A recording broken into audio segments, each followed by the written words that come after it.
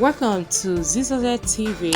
Kindly subscribe, share, and like for latest updates and news.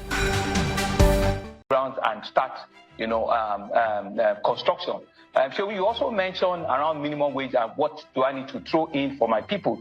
I'm glad to let you know that the minimum wage for Lagos, which we've conversed and discussed with our union, right, is 85,000 naira today now. So, I mean, it's not a competition. So I'm not going to say that we're paying more than some other people. It's a function of affordability and it's a function of capacity.